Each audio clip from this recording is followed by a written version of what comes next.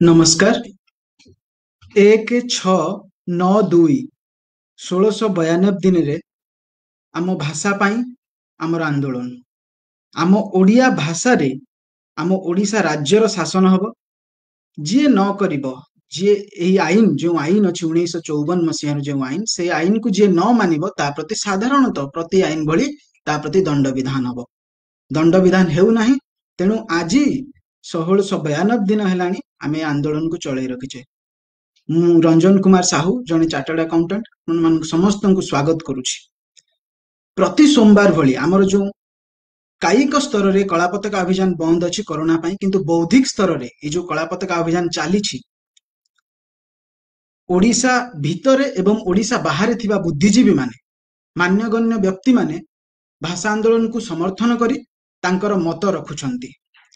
ତାଙ୍କର ମତ ସାରା ଓଡ଼ିଶା ପାଇଁ ରଖୁଛନ୍ତି, ଓଡ଼ିଶା ସରକାରଙ୍କ ପାଇଁ ରଖୁଛନ୍ତି ଯେ ସେମାନେ এই ଯୋଉ ବୌଦ୍ଧିକ ଚର୍ଚ୍ଚା ହେଉଛି ଆକୁ ଲକ୍ଷ୍ୟ କରନ୍ତୁ ଏବଂ ନିଜର ବୁଦ୍ଧିକୁ ଉପଯୋଗ କରି ଓଡ଼ିଆ ଜାତିର ଭବିଷ୍ୟତକୁ ଚିନ୍ତା କରି ଓଡ଼ିଶା ରାଜ୍ୟର ମଙ୍ଗଳ ଚିନ୍ତା କରି ଓଡ଼ିଆ ଭାଷାରେ କେମିତି ଆମ ରାଜ୍ୟର ଶାସନ ହେବ, ଓଡ଼ିଆ ଭାଷା ଯେଉଁ ଅଧୋଗତି ଧୀରେ ଧୀରେ ଲାଭ କରୁଛି ସେଥିରୁ କେମିତି ଉଦ୍ଧାର ପାଇପାରିବ, ସେଇଥିପାଇଁ ଆମର ଏହି ପ୍ରଚେଷ୍ଟା।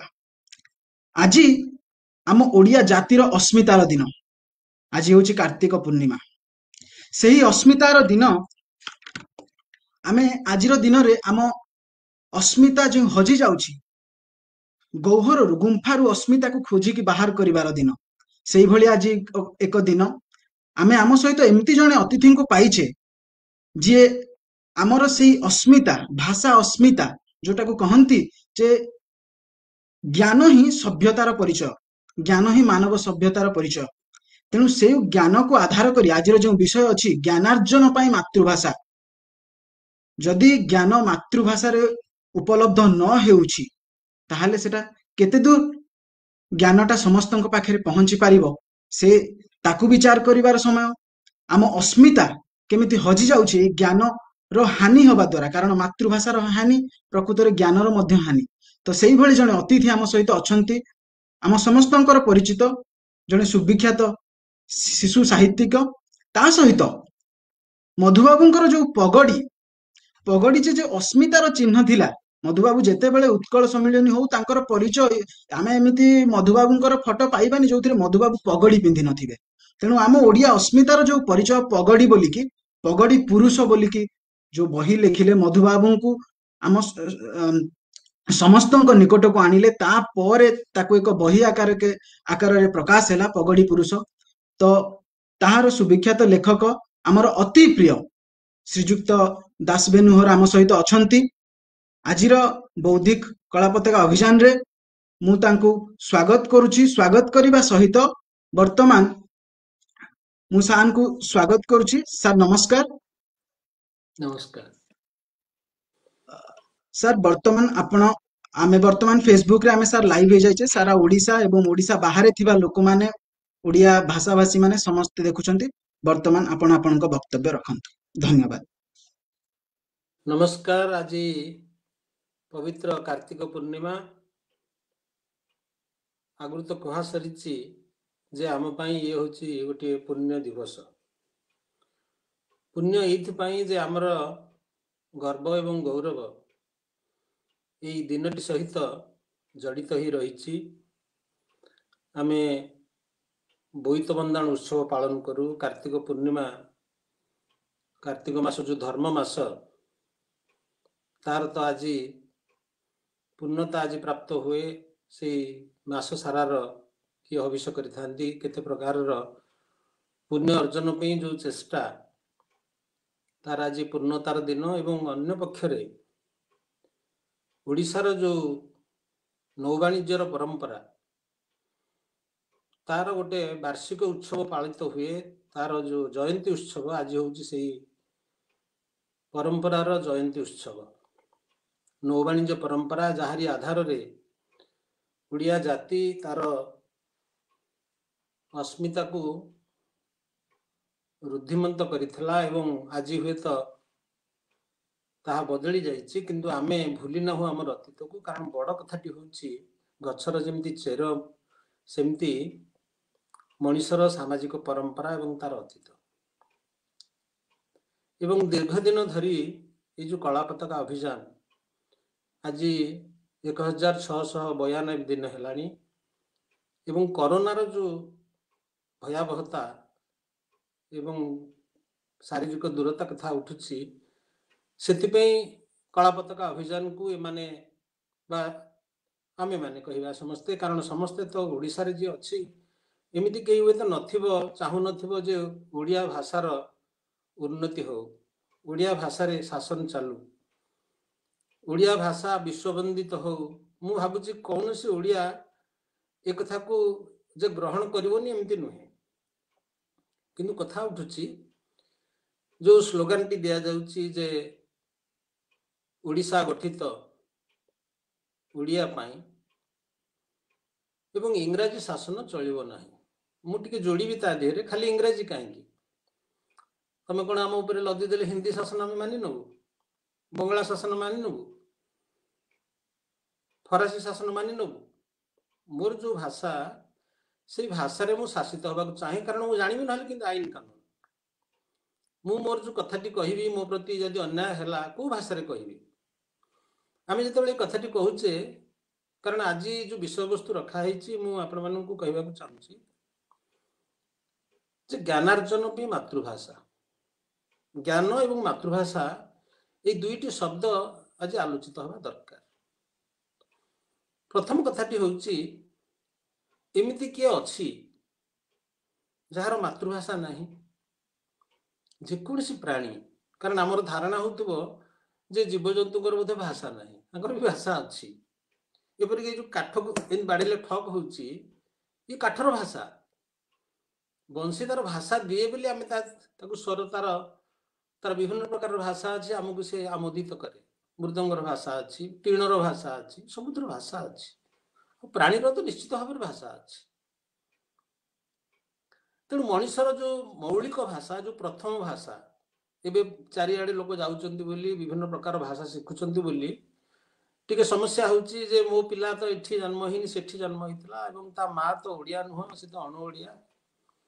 ତେଣୁ କେହି ମାତୃଭାଷାକୁ ପ୍ରଥମ ଭାଷା ବା ମାଟିର ଭାଷା ବୋଲି ମଧ୍ୟ କହୁଛନ୍ତି। କିନ୍ତୁ ମାତୃଭାଷା ମୌଳିକ ଭାବେ ଯେଉଁ ଭାଷା ଆମକୁ ଗଢ଼େ, ଆମେ ତା କଥାକୁ ପଛକୁ ଯିବା। ତେଣୁ ପ୍ରଥମ କଥାଟି ହେଉଛି ପ୍ରତ୍ୟେକ ମଣିଷ ପାଇଁ ତାର ଭାଷା ଯେଉଁଟା ପ୍ରଥମ ଭାଷା, ସେ ହେଉଛି ତାର ମାତୃଭାଷା। ଏମିତି କିଏ ଅଛି ଯାହାର ଭାଷା ନାହିଁ?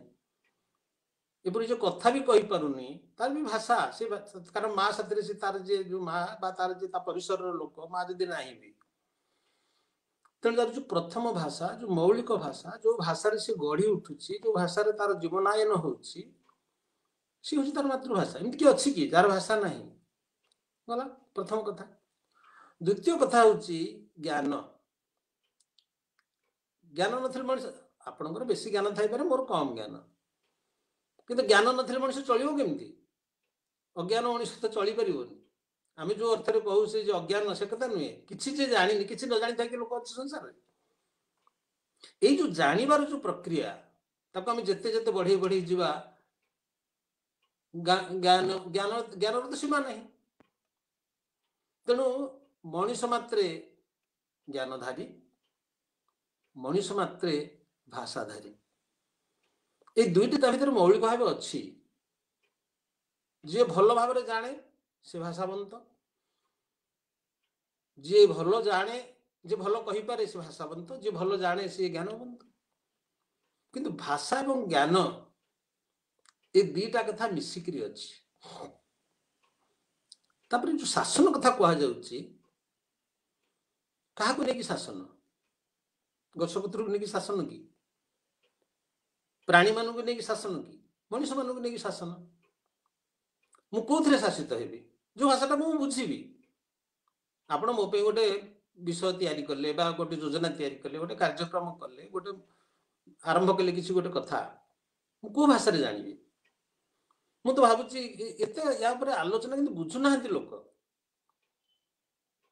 ଗୋଟେ ମୁଁ ସାଧାରଣ କଥା କହୁଛି, ଇଏ କରିବା ଫଳରେ କ'ଣ ହେଉଛି ଯେ ଆମେ ସମସ୍ତଙ୍କୁ କହୁଛୁ ଯେ ଗଣତନ୍ତ୍ର ମଣିଷକୁ ସଶକ୍ତ କରେ, କେବଳ ଦିଏନି ତାକୁ ସ୍ୱାତନ୍ତ୍ର୍ୟ ବା ସ୍ୱାଧୀନତା ଦିଏନି, ଗଣତନ୍ତ୍ର ମଣିଷକୁ ସଶକ୍ତ କରେ।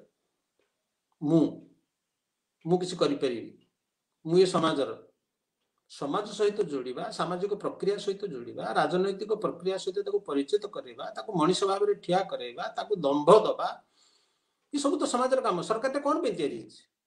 ଆମେ କାହିଁକି ସମାଜରେ ଅଛୁ? କଷ୍ଟ ପାଇବା ପାଇଁ? ଯିଏ ମୋତେ ବୁଝୁନି ତା ସାଥିରେ ତା ପାଖରେ ଯାଇକି ଶାସିତ ହେଇକି କ'ଣ, ମାନେ କ'ଣ, ୟାର ଅର୍ଥ କ'ଣ? କାଳେ କାଳେ ଯୋଉ କୁହାଯାଇଛି ଯେ ରାଜା କିଏ? ଯିଏ ପ୍ରଜାନୁରଞ୍ଜନ କରନ୍ତି। ପ୍ରଜାନୁରଞ୍ଜନଟା କେମିତି ହବ? ଯିଏ ପ୍ରଜା କିଛି ବୁଝୁନି। ରାଜା ଯିଏ ଯାହା କରୁଛି ପ୍ରଜାମାନେ ତାକୁ ବୁଝିବା ଦରକାର, ଜାଣିବା ଦରକାର। ଏବଂ କେମିତି ଭାବରେ ଜାଣିବେ?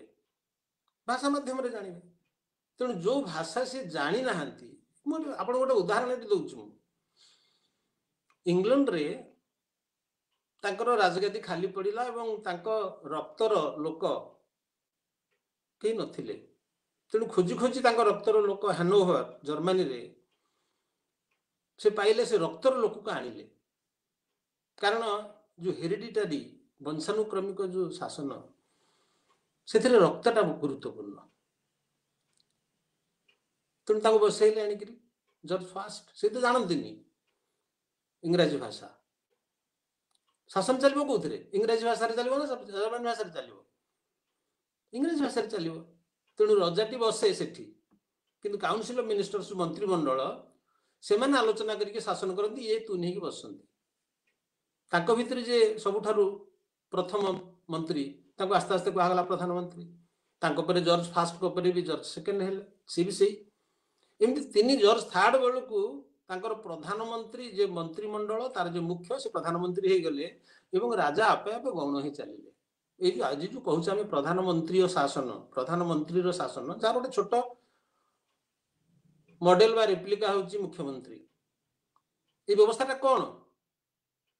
ଯେ ଲୋକଙ୍କ ଭାଷା ବୁଝୁନି ସେ ରହିବ ଶାସନରେ, କେମିତି ରହିପାରିବ?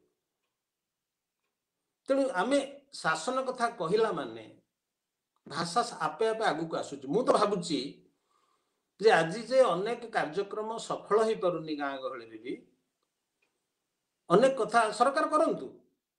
ସରକାର ବହୁତ ଲୋକାଭିମୁଖୀ କାମ କରୁଛନ୍ତି, ବହୁତ କାର୍ଯ୍ୟକ୍ରମ ହେଉଛି, କୋଟି କୋଟି ଟଙ୍କା ଖର୍ଚ୍ଚ ହେଉଛି, ସବୁ ହେଉଛି, ସୁଫଳ କାହିଁକି ମିଳୁନାହିଁ? ତାର କାରଣ ହେଉଛି ଯାହା ପାଇଁ ଏ ବ୍ୟବସ୍ଥା ସେ ତ ବୁଝିପାରୁନି। କୋଉ ଭାଷାରେ ବୁଝିବ? ଆପଣଙ୍କର ଯୋଉମାନେ ହେଇଛନ୍ତି ଅମଲା ମାନେ, ସେ ଇଂରାଜୀରେ କହିବେ, ବୁଝିବେ କେମିତି? ଆଉ ଧୀରେ ଧୀରେ ଏମିତି କରିଦିଆ ହେଇଛି ବ୍ୟବସ୍ଥା ଯେ ଯଦି ଗାଁରେ ଗୋଟିଏ ଲୋକ ଯାଉଛି ଦରଖାସ୍ତଟି ଦେବା ପାଇଁ, ସେ ଲୋକ ଓଡ଼ିଆ, ଯିଏ ହାକିମ ସିଏ ଓଡ଼ିଆ, ଯୋଉଠି ଶାସନ ଚାଲିଛି ସମସ୍ତେ ଓଡ଼ିଆ, କିନ୍ତୁ ସେ ଇଂରାଜୀରେ ଦରଖାସ୍ତଟି ଦେଲେ ହାକିମ ବି ଖୁସି ହଉଛନ୍ତି ଏବଂ ହାକିମ ମଧ୍ୟ ମଝିରେ ମଝିରେ ଇଂଲିଶ ଚୋବଉଛନ୍ତି। କାହିଁକି କଥା କହୁଛ? ସେ କ'ଣ ବୁଝୁଛି କି? ସେ ଲୋକ ବୁଝିଲା କି? ଆମକୁ ଗୋଟେ କହିଦିଆ ହେଇଛି ଯେ ଆମ ଭାଷାଟା ନ୍ୟୁନ, ତାଙ୍କ ଇଂରାଜୀ ଭାଷା।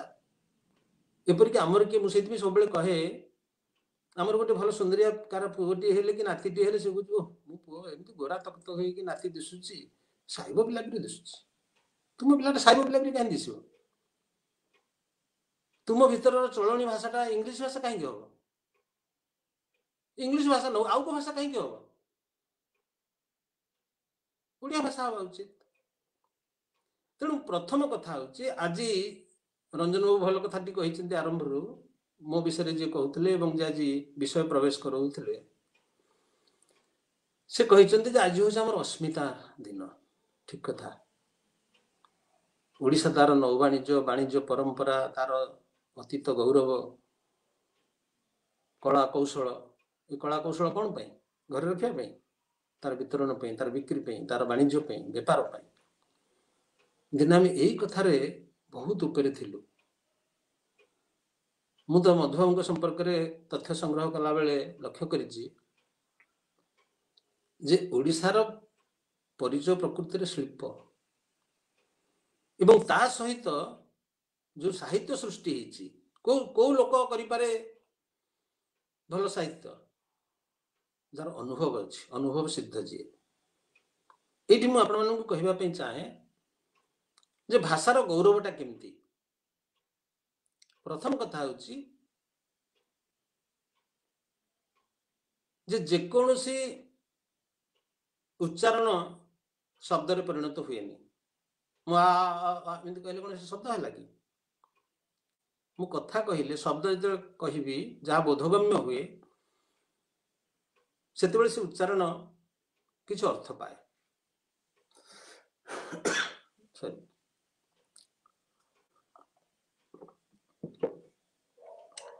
ତେଣୁ ଯେକୌଣସି ଉଚ୍ଚାରଣ ଶବ୍ଦ ନୁହେଁ ଏବଂ ଯେକୌଣସି ଶବ୍ଦ ମଧ୍ୟ ଭାବ ପ୍ରକାଶ କରେନି ଏବଂ ଭାବ ହିଁ ଭାଷାର ମୂଳ ପିଣ୍ଡ।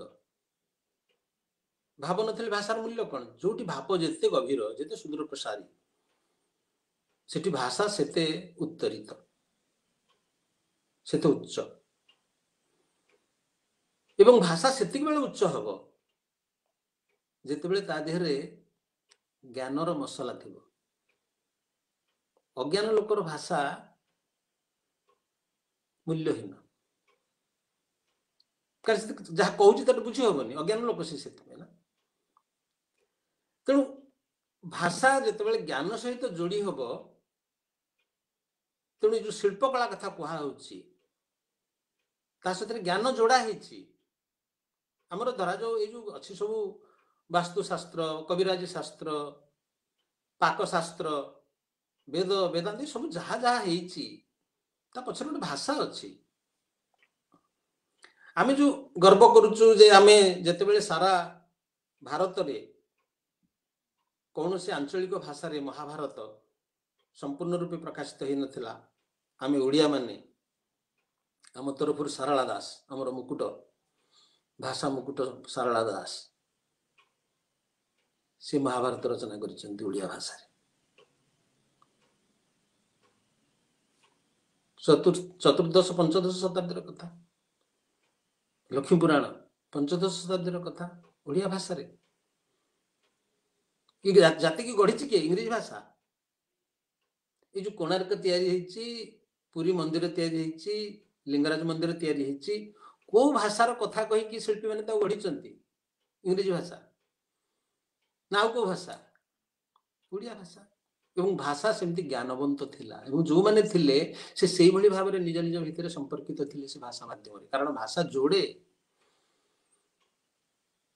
ଜ୍ଞାନ ତ ଗୋଟେ ସାଧାରଣ ଜ୍ଞାନ, ସେତେବେଳେ ଜ୍ଞାନ ନଈ ଭଳି ବହିବ ଯେତେବେଳେ ସେ ଭାଷା ସହିତ ଯୋଡି ହବ। ମୁଁ ହେଇପାରେ ଜ୍ଞାନୀ, ମୋର ବହୁତ ରିଏଲାଇଜେସନ ଅଛି, କିନ୍ତୁ ମୁଁ ଭାଷା ବ୍ୟବହାର କରିକି ତାକୁ ଯଦି ନ ବୁହାଇବି ସେ ଜ୍ଞାନ ନୁହେଁ। ତେଣୁ ଜ୍ଞାନ ଯେତେବେଳେ ବାଣ୍ଟି ହୁଏ ବା ଯେତେବେଳେ କୌଣସି କଥା କଣ କୁହାଯିବ, ଜ୍ଞାନର ପୂର୍ବ ଅବସ୍ଥାଟା ହଉଛି ଯୋଉ ମେଧା, ମୁଁ ଯାହା ବୁଝିଛି ସେଟା ମୋର ମେଧା, ମୁଁ ଯେତେବେଳେ ତାକୁ ବାଣ୍ଟିବି ସେ ଜ୍ଞାନରେ ପରିଣତ ହବ। ଏବଂ ସେ ବାଣ୍ଟିବା ପ୍ରକ୍ରିୟାଟା ହଉଛି ଭାଷା ମାଧ୍ୟମରେ। ଏବଂ କୋଉ ଭାଷା ମାଧ୍ୟମରେ? ନା ଯାହା ହଉଛି ମୋର ମୌଳିକ ଭାଷା। ମୌଳିକ ଭାଷା କହିଲେ ମାତୃଭାଷା। ତେଣୁ ଇଏ ଅବଧାରିତ ଯେ ଆମେ ଯେହେତୁ ଗୋଟେ ଗଣତନ୍ତ୍ରରେ ଅଛୁ, ସେଥିପାଇଁ ତ କୁହାହେଇଛି ଯେ the lowest of the low has a voice in a democracy। ଗଣତନ୍ତ୍ରରେ ସବୁଠାରୁ ତଳେ ଥିବା ମଣିଷର ସ୍ୱର ବି ଶୁଭିବା ଦରକାର, ନହେଲେ ସେ ଗଣତନ୍ତ୍ର ହବନି। ଏବଂ ଯେତେବେଳେ ଆମେ କହୁଛୁ ସବୁଠାରୁ ତଳେ ଥିବା ଲୋକ, ଆପଣଙ୍କର ସବୁଠାରୁ ଉପରେ ଥିବା ଲୋକ ବା ମଝିରେ ଥିବା ଲୋକ, ଏମାନଙ୍କର ଅନ୍ୟ ଭାଷା ଥାଇପାରେ। ସବୁଠାରୁ ତଳେ ଥିବା ଲୋକର ଭାଷା ହଉଛି ତ ମାତୃଭାଷା, ଯୋଉଟା ଓଡ଼ିଆ ଭାଷା, ମୋ ଭାଷା, ମୋ ଭାଷା। ଆମେ ହୁଏତ ସବୁ 3ଟା 4ଟା 5ଟା 2ଟା ଶବ୍ଦ ଭାଷା ଜାଣିଛେ, କାରଣ ଗୋଟେ ସମୟରେ ଭାଷା ଆୟୁଧରେ ପରିଣତ ହେଇଛି। ଆମେ ସେ କଥାକୁ ଯିବା, ଟିକେ ପଛକୁ ଯିବା। ତେଣୁ ଏଇଠି ବୁଝିବା ଦରକାର ଯେ ଆମ ଭାଷା ଓଡ଼ିଆ ଭାଷା, ଆଜି ଆମେ କହୁଛେ ଯେ ଜ୍ଞାନର ଭାଷା ହବ ମାତୃଭାଷା। ମୋ ଭାଷା ଓଡ଼ିଆ ଭାଷା ଜ୍ଞାନର ଭାଷା ହେଇଥିଲା ବୋଲି ଓଡ଼ିଶା ଦିନ ମୁଣ୍ଡ ଟେକିଥିଲା।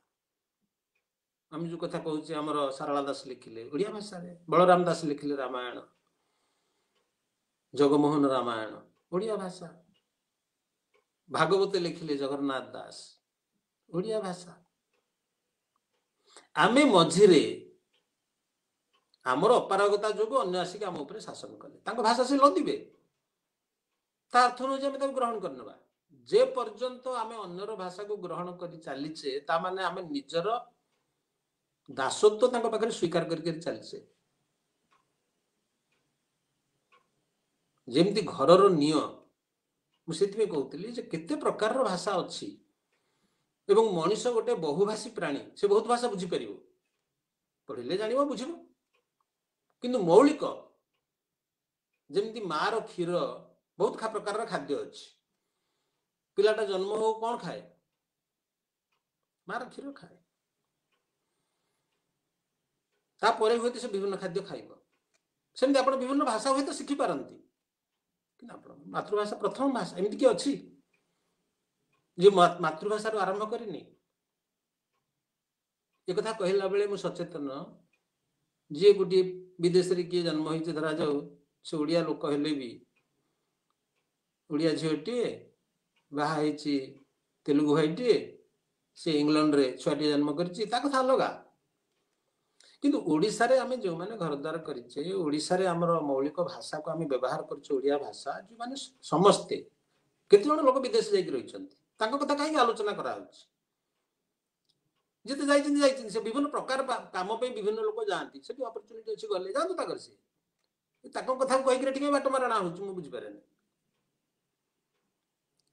ଯେଉଁମାନେ ଆମେ ଏଠି ଅଛୁ, ଆମେ ଆମ ଭାଷାରେ ଶାସିତ ହବା ଇଏ ହଉଛି ଗୋଟିଏ ଗଣତାନ୍ତ୍ରିକ ଦାବି, ଆମର ହକ୍, ଇଏ ଅଧିକାର। ମୁଁ ମୋ ଭାଷାରେ ମୁଁ ଯୋଉ କଥା, ଯେମିତି ମୋ ଭାଷାଟି ମୁଁ ବୁଝିପାରିବି, ଯେମିତି ମୋ ଦେହ ଯୋଉ ଖାଦ୍ୟକୁ ହଜମ କରିପାରିବନି ସେ ମୋ ପାଇଁ ପୟଜନ, ସେମିତି ଯୋଉ ଭାଷା ମୁଁ ବୁଝିପାରିବିନି ସେ ମୋ ପାଇଁ ବିଷ। ତମେ ବିଷ କାହିଁ ମତେ ପୁରଉଛ ଜାଣିକି? ଏବଂ ସେଇଟା ତ ଆରମ୍ଭ ବେଳୁ ଯେତେବେଳଠୁ ବିଦେଶ ଶାସନ ହେଲାଣି, ଏଇ ବିଷ ସଞ୍ଚରିତ କରିକିରି ଜାତି ଭିତରେ ଆଜି ପର୍ଯ୍ୟନ୍ତ ତାକୁ ନ୍ୟୁନ କରିକି ରଖାହେଇଛି। ସେ ଯେତେବେଳେ ଆପଣା ଭାଷାରେ କହିବ, ତା ଭିତରୁ ସିଂହ କଣ ବାହାରିବ, ଏବଂ ସେ ସୁଯୋଗ ଦିଆ ହଉନି। କଣ ପାଇଁ ଅଭିଯାନ? ଏ ଅଭିଯାନ ଯୋଉଟା ଗୋଟେ ଅତି ଖୋଲା ଦିବାଲୋକ ଭଳି ସ୍ପଷ୍ଟ କଥା ଯେ ଆମ ଭାଷାରେ ଆମକୁ ଶାସନ କର, ଆମେ ଯୋଉ ଭାଷା ବୁଝୁଛୁ ସେଇ ଭାଷାରେ ତୁମେ ତୁମର ସରକାରୀ କାର୍ଯ୍ୟକ୍ରମ କର, କାଗଜପତ୍ର କର, ଏବଂ ଯିଏ ଏଥିରେ ବାଟରେ ଦାଉ ସାଧୁଛି, ଅନ୍ତରାୟ ହଉଛି, କାନ୍ଥ ହେଇ ଠିଆ ହଉଛି, ତାକୁ ହଟାଅ, ତାକୁ ଦଣ୍ଡ ଦିଅ। ଯେମିତି ହୁଅନ୍ତା ଯେ ମୋ ଦେହରେ ଯିବନି, ଆଜ୍ଞା କେତେ ଲୋକଙ୍କ ଦେହରେ ବାଦାମ ଯାଏନି, ତାଙ୍କର ଆଲର୍ଜି ହୁଏ। ବିଦେଶରେ ତ ଯଦି ଦୋକାନ ବନ୍ଦ ହେଇଯିବ, ଯଦି କିଏ ୟୁଜ କରିଥିବ ପିନଟ୍ ବଟର, ଆଲର୍ଜି। ଯଦି ମୋ ଦେହରେ ସେଟା ଯାଉନି, ମତେ ଯେ ସେଟା ଦେଲା, ମତେ ବିଷ ପ୍ରୟୋଗ କଲା ସେ। ସେମିତି ଏ ଜାତି ସମସ୍ତ ଅଧିକାଂଶ ଲୋକ, ଆମ ଭିତରୁ କିଏ ଶିକ୍ଷିତ ଲୋକ 2% 3% ଭଲ ଇଂଲିଶ ଜାଣିଛନ୍ତି କି ହିନ୍ଦୀ ଜାଣିଛନ୍ତି, ଆଉ 4% ଲୋକ କି ଆଉ ବଙ୍ଗଳା ଜାଣିଛନ୍ତି, ଏମାନଙ୍କ ସଂଖ୍ୟା କେତେ? ତାଙ୍କ ପାଇଁ କଣ ଓଡ଼ିଶାଟା କି? ତେଣୁ ଓଡ଼ିଶାରେ ଆମେ ଶାସିତ ହବା ମାନେ ଆମ ଭାଷାରେ ହବା, ଏବଂ ଭାଷାର ଗୌରବ କୋଉଟା? ଜ୍ଞାନ ନିଶ୍ଚିତ ଭାବରେ ଭାଷାର ଗୌରବ। ଏଇ ଯୋଉ ମୁଁ କହୁଥିଲି ଆପଣମାନଙ୍କୁ ମହାଭାରତ, କାରଣ ମହାଭାରତ, ରାମାୟଣ, ଭାଗବତ କହିବାର ତାତ୍ପର୍ଯ୍ୟ ହଉଛି ଏ ତିନିଟା ଗ୍ରନ୍ଥ ଏ ଦେଶକୁ ଗଢିଛି, ହଜାର ହଜାର ବର୍ଷ ଧରିକିରି ଅଛି ପରମ୍ପରା ଅଛି, ଏବଂ ସେମାନେ ଆଞ୍ଚଳିକ ଭାଷାକୁ ଆସିକିରି ଆମକୁ ସମୃଦ୍ଧ କରିଛନ୍ତି। ସଂସ୍କୃତରେ ତାହେଲେ ହୁଅନ୍ତା ନାହିଁ, ସେଇଥିପାଇଁ ସେ କଳି ଥିଲା ବି ଗୋଟେ ଅତୀତରେ। ସେଠି ଭୂପତି ପଣ୍ଡିତ ଲେଖିଛନ୍ତି ଯେ ଯେସୁର ନର ନାଗ ଭାଷା ବିବିଧ ବାକ୍ୟ ଉପଦେଶା କୃଷ୍ଣ ମହିମା ଜହି ଶୁଣି ସେ ସର୍ବ ବାକ୍ୟରେ ମୂର୍ଧନି ଯେବେ ନଥାଇ କୃଷ୍ଣ ରସ ସେ ସଂସ୍କୃତେ କାର୍ଯ୍ୟ କିସ। କିନ୍ତୁ କଥା ହେଉଛି ଭାଷା ସୁପକ ରମ୍ଭା ପାଏ ପ୍ରାୟ କୋମଳ ସ୍ୱାଦୁ ରସମୟ ଅକ୍ଲେଶ କରି ତାକୁ ଭୋଗ ସବୁ ଜୀବନେ ଉପଯୋଗ। ଏକଥା ମନରେ ବିଚାରି ଭାଷାକୁ ଅବଜ୍ଞା ନ କରି। କଣ କହିଲେ ସେଥିରେ ଭୂପତି ପଣ୍ଡିତ? ଭୂପତି ପଣ୍ଡିତ କହୁଛନ୍ତି ସଂସ୍କୃତ ଭାଷା ଯୋଉଥିରେ ଲେଖା ହେଲା କୃଷ୍ଣଙ୍କ କଥା, ସେ ଶ୍ରେଷ୍ଠ, କିନ୍ତୁ ସଂସ୍କୃତ ଭାଷାକୁ ସେ କହୁଛନ୍ତି ଯେ ନାରିକଳ ଭଳିଆ, ଇଏ ଭିତର ଶସ ମିଠା କିନ୍ତୁ ତା ଭାରି ଟାଣ ଉପରଟା। ସେମିତି ବିଶ୍ୱର ଭାଷା ହେଇଥାଇପାରେ ଇଂରାଜୀ, ତା ଭିତର କଣ ହେଇଥାଉ, ଫଟେଇଲେ ମୁଁ ଭିତରକୁ ଗଲେ ତ ମୁଁ ତ ଜାଣିନି, ଲଦା ହଉଛି କାହିଁକି ଭାଷା ବାରମ୍ବାର। ଏକଥା ତ ସମ୍ବିଧାନରେ ଯୋଉମାନେ ସମ୍ବିଧାନ ପ୍ରଣୟନ କଲେ ସେ କଥା, ସେ ଆରମ୍ଭରୁ ସେ କଥା କହିଛନ୍ତି ଯେ ଏତିକି ଦିନ ରହିବ, କାରଣ ଆମେ ଯେହେତୁ ଆମକୁ ଅଭ୍ୟସ୍ତ କରିଥିଲେ, ଆଇନ କାନୁନ କରିଥିଲେ ଇଂରାଜୀ ଭାଷାରେ, ତେଣୁ ଏତିକି ଦିନ ପର୍ଯ୍ୟନ୍ତ ଏ ଭାଷା ରହିବ, ତାପରେ ଆମେ ଆମର ସମସ୍ତେ ରିଜନାଲ ଭାଷାକୁ ଯିବୁ। ଏ କଥା ତ ବହୁତ ଆଲୋଚନା ହେଇଛି, ମୁଁ ତା ଭିତରକୁ ଯିବା ପାଇଁ ଚାହେଁନି। କିନ୍ତୁ ଭୂପତି ପଣ୍ଡିତ କହୁଛନ୍ତି ଯେ जी हूँ प्राकृत भाषा से प्राधान्य देते जो आम ओडिया भाषा को ये हूँ भाषा सुपक रंभा प्राय कदली भाया कोमल स्वादु रसमय अक्लेश करी ताकू भोग सबु जीवन उपयोग से दिन किसी दिन पंडित माने संस्कृत को नदिले ओडिया लोक साधारण लोक मैंने केते हैरान हेले आ करके चाहिए तापर गणतंत्र आसला हाँ साला सेतेबेले तो गणतंत्र नथिला से तांगुर राजभाषा करी ज्ञानर भाषा करी पंडितर भाषा करी से कोन करथिले तो ग्रहण भी नथिला